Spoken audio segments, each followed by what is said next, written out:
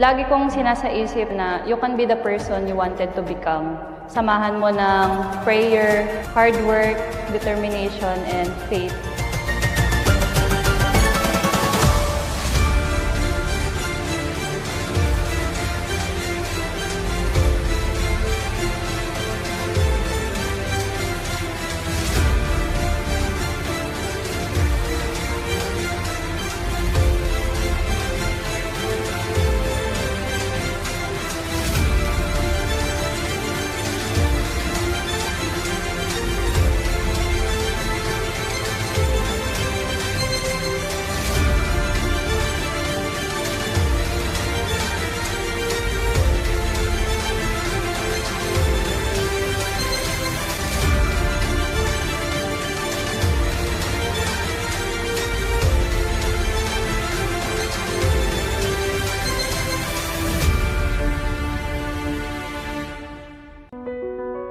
Ngayon is kinakabahan na ako.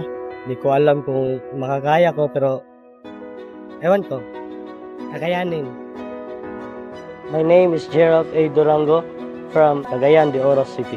My father is a retired Philippine Army and then yung mama ko is a housewife. Na-inspired ako sa papa ko. Sabi niya, na kumuha ka muna ng kahit anong kurso na gusto mo, magtapos ka ng degree, 4-year degree, and then tsaka ka pumasok sa Philippine Army. Kinuha ko na kurso is Bachelor of Physical Education. Pagkatapos ko sa kurso na yun, nag-apply ako sa Philippine Army. Lumabas din yung finalist. At pangarap ko talaga yung maging sundalo. Gusto ko mag-support para talaga sa pamilya ko. The benefits of becoming a Philippine Army officer is, first is the opportunity to make a difference in serving our country. Another is physical fitness is developed. Another is adventure. You get to travel to different places. It can be on deployment or training abroad with different armed forces. You get to learn new skills such as skydiving, shooting, scuba diving, working with explosives, driving a tank, and many more. You can also pursue higher education like pursue your master's or even PhD. Quarters are also provided. There's also healthcare. There's also work-life balance where you get to spend time with your family.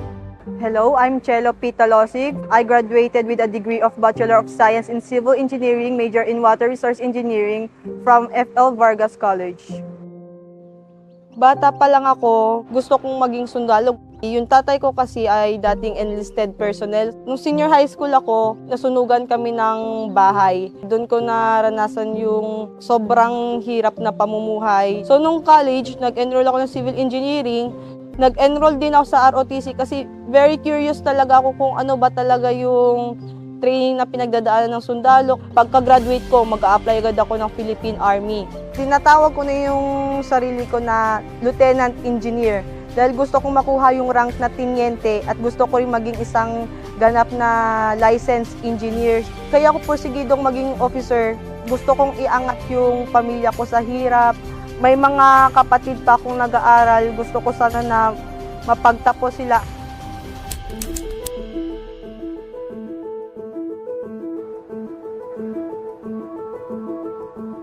Of course, like any other applicant, I am very nervous for what's about to happen tomorrow.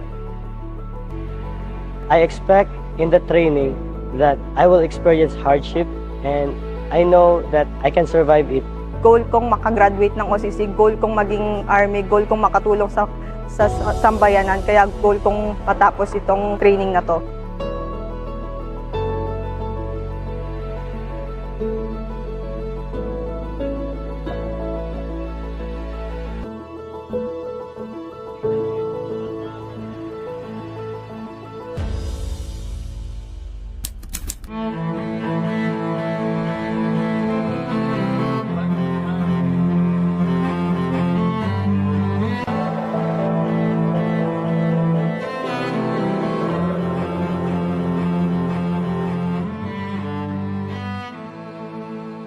Everywhere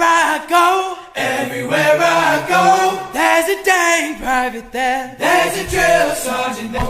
When I go to chow, there's a dang private there. There's a drill sergeant there. When I go to chow, there's a dang private there. There's a drill sergeant there. Dang private, drill sergeant. Dang private, drill sergeant. Don't you leave me alone? Why don't you leave me alone? Why don't you take yourself home? Why don't you take yourself home? Ang pagiging sundalo ay hindi lamang isang profesyon o trabaho. Halip, ito ay pagsuservisyo at paglilingkod sa ating bayan at kapwa ng Pilipinas.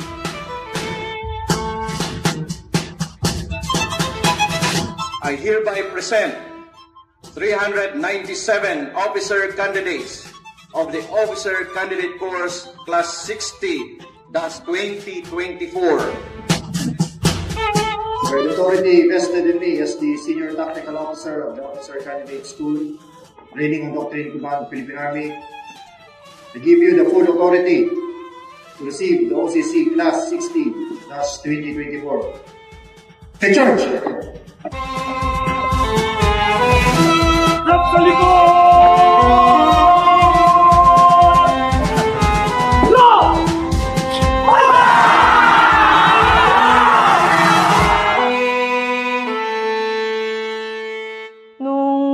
Naglalakad na kami papuntas dito sa sa OCS. Sabi ko, kaya yan, lakad lang yan. Akala ko talaga tatakbuhin, yun pala jogging lakad lang. So kaya yan, may lakas pa para sa reception. Pero nung naka-formation na kami for reception, tapos nagma-march off na yung mga senior namin, parang iba na yung kaba ko. Na-imagine ko palang isang first station palang, baka siguro mahimatay na ako. And ganun nga ang nangyari talaga.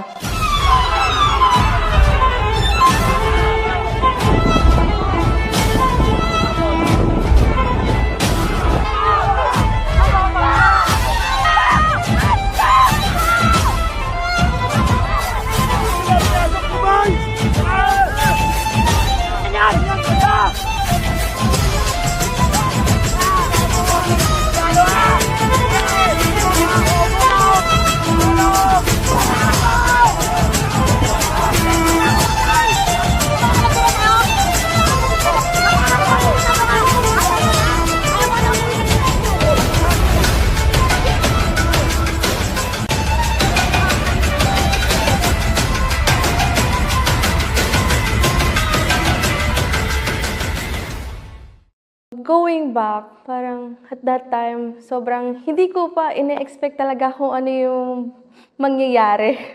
So, kung makikita nyo naman, everyone, na yun, na nakangiti ako during mismong reception. Kasi, sabi ko, nag-up down ako. Sabi ko, ito pala yun.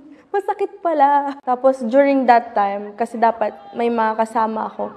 Kaso, nawawala ako. So, parang may mga hatak ng hatak sa akin from going one drill to another. So, nakakalito siya. Tsaka, ang daming nagsisigaw sa paligid talaga. Mawiwindang ka. Parang gano'n yung nangyari sa akin. Balik ka na doon! Balik ka na! Magpaparong ka lang din!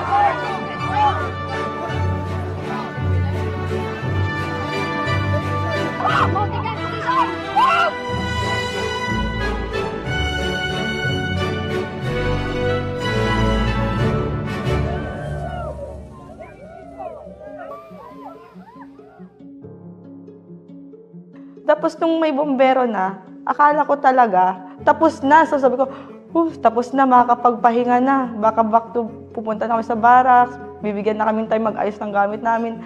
Kaso hindi. Ang nangyari dun, tumakbo kami, may pa-hire, dam guard, hire pa. Tapos as in, bawal kang tumayo, huminga ng maayos. Talagang kailangan itataas mo yung paa mo, stationary jog, tapos mataas yung tuhod mo. So, ang hirap. Medyo nahihilo na rin talaga ako nun, pero ina-attitude ko, sabi ko, basta hindi nangingitim yung or namumuti yung mata ko, kaya gagawin ko pa rin yung pinapagawa nila. After nun, yun na, pinapunta na kami sa may bleachers para kunin yung sobrang laking bag na parang kasya isang 2 tao, gano'n, na duffel bag. kung titignan, sabi ko, hindi ko alam paano ko nabuhat yun papuntang barracks kasi sobrang layo, tapos gabi, tapos naulan pa, tapos wala pa kaming enough water after the reception. Thank God, nabuhat ko talaga to. Hindi ko in-expect na kakayanin ko. Pero, ayun, parang after nun, it was all a blur. Mini-maintain natin sa kanila yung posture as soldiers. From civilian life, transform natin sila into future officers.